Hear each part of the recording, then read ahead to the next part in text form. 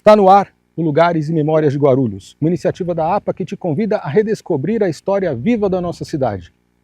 Hoje nós estamos em uma das paisagens mais impressionantes de Guarulhos, a região do Nhanguçu. Um mirante natural que guarda geologia, arqueologia, biodiversidade e muitas histórias. Localizado na divisa das grandes bacias do Tietê e do Paraíba do Sul, o Nhanguçu está entre os pontos mais altos de Guarulhos, chegando a quase 1000 metros de altitude. Daqui, é possível observar o encontro de serras, vales e formações rochosas milenares, parte do território reconhecido pelo Geoparque Ciclo do Ouro. Geoparque é a nomenclatura dada a uma área que protege e valoriza formações geológicas importantes, unindo conservação e desenvolvimento sustentável.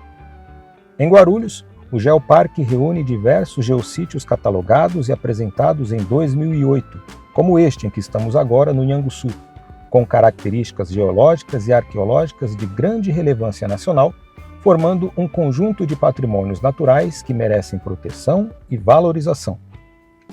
Esta região abrange um território com mais de 169 mil hectares que preserva rochas pré-cambrianas com mais de 1 bilhão de anos. E aí, está curtindo esse passeio super bacana? Então, não perca tempo. Inscreva-se no nosso canal e não se esqueça de clicar no sininho. O mirante do Nhanguçu é simplesmente fantástico. O silêncio, o vento e essa vista arrebatadora fazem deste lugar um refúgio natural e um dos segredos mais bem guardados de Guarulhos. O Nhanguçu é marcado por imensas lajes de xisto, rochas laminadas semelhantes à ardósia que afloram no topo do morro e criam mirantes naturais impressionantes. Formadas entre 1 bilhão e 1,6 bilhões de anos no fundo de um antigo mar e remodeladas por forças tectônicas intensas, essas estruturas hoje atraem visitantes em busca de trilhas, natureza e conexão com uma geologia rara e fascinante. O Nhanguçu está dentro de um contexto geológico que, em termos assim, de formação, ele é muito antigo. A área ali composta, né, basicamente por granitos, por um tipo de rocha metamórfica chamada filito, uma base de filitos muito importante ali, que são rochas metamórficas laminares, né? Ela pode ser assim, pode ser colocada num contexto de mais de 135 milhões de anos. Para ter uma ideia, isso daí foi justamente quando começou a acontecer a separação de um grande continente que reunia as terras do sul aqui, chamado Gondwana. E por sofrer esse intenso movimento, né, tectônico, geológico, de milhões de anos, ele deu essas características que a gente vê hoje quando observa a paisagem do Nhanguçu, que são aquelas rochas, né, os filitos e xistos, né, um tipo de rocha metamórfica que lembra um pouco a ardósia, a coloração mais esverdeada, laminar, né? Uma rocha muito bonita, inclusive, que tem muita presença de mica, um mineral que tem um certo brilho, né? Então a gente vê isso dentro das lâminas do filito, né, do xisto, e dá aquele aspecto muito interessante que a gente vê, principalmente pelos movimentos que aconteceram, né, de fraturas e falhas, com que as rochas fiquem apontadas para o alto, né? Elas não estão niveladas em relação ao chão. A riqueza mineral da região é registrada desde o século XVIII. Documentos coloniais citam a extração de ouro nos rios próximos ao Nhanguçu, conectando este território às antigas rotas de mineração da Capitania de São Vicente. E o Nhanguçu ainda guarda uma preciosidade arqueológica. Em 2021, a arqueóloga Camila Rezende identificou um sítio de gravuras rupestres, marcas feitas em lajes de xisto que sobreviveram ao tempo. Mas o afloramento é delicado e o trânsito de visitantes representa um desafio para a preservação. Durante um passeio, mesmo para ver o pôr do sol com a galera, no final de tarde eu acabei passando por essa área e identifiquei um conjunto de pontos que são considerados gravuras rupestres. Então aqui a gente vai ter esse conjunto de cúpules, que cúpules são esses pontos gravados, eles são escavados na rocha. Dá para perceber que aqui a gente também tem uma ação intempérica muito forte, né? Com a ação do vento, chuva, fatores biológicos e antrópicos, né? A gente percebe também que as pessoas quebram aqui as rochas, mas por hora a gente consegue ainda identificar esses pontos. No momento eu fiquei curiosa, não consegui identificar muito bem, então registrei com fotografia e depois fiz outras visitas aqui, mais técnicas, e realmente configurei como gravura, né? Porque a gente percebe que são pontos mesmo, incisos na rocha, né? Eles têm uma ação humana, né? Não é um desgaste natural em si. Então, por meio de análise fotográfica e in situ, né, aqui no próprio local, deu para identificar que são conjuntos de pontos feitos por humanos. Gravura, ela está dentro de uma sistemática maior que a gente chama de arte rupestre, né, que são essas manifestações gráficas humanas. Então a gente vai ter técnica de gravura, que é essa incisão na rocha, seja por picoteamento ou raspagem. E a gente também vai ter técnicas de pintura. Aqui no caso são gravuras, então a gente tem um local que é a céu aberto, esse afloramento de xisto. Então provavelmente elas sobreviveram mais por estarem gravadas, né, incisas na rocha.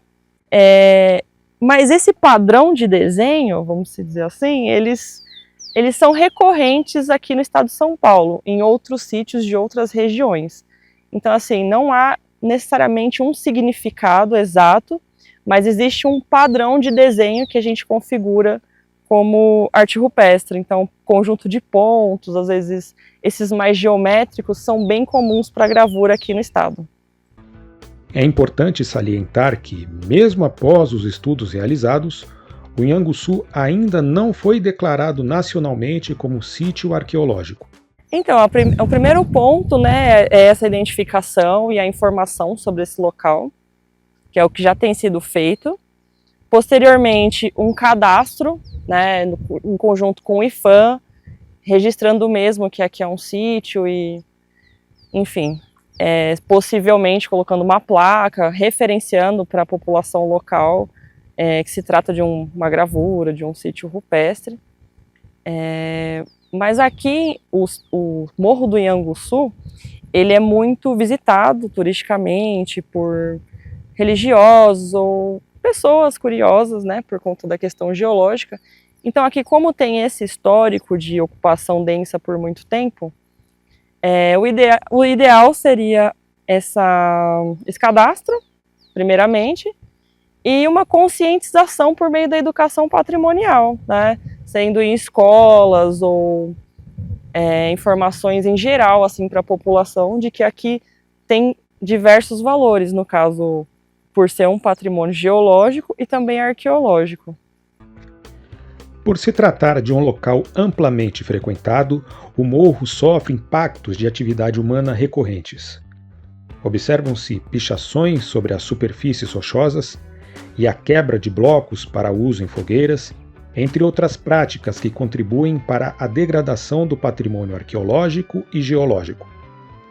Essas ações comprometem a integridade das gravuras rupestres e dificultam sua preservação a longo prazo. A gente hoje, quando sobe, né, quando vai até o Inhanguçu, a gente vê esses vestígios, né, de pessoas que chegavam lá, acendiam fogueiras, pessoas que escreviam nas rochas.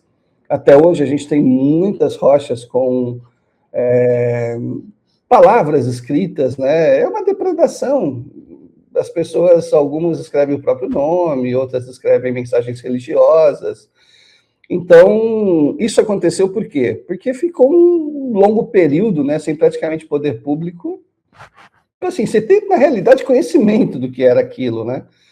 Então, era um espaço meio abandonado, onde só a população local ou alguns grupos específicos conheciam e subiam.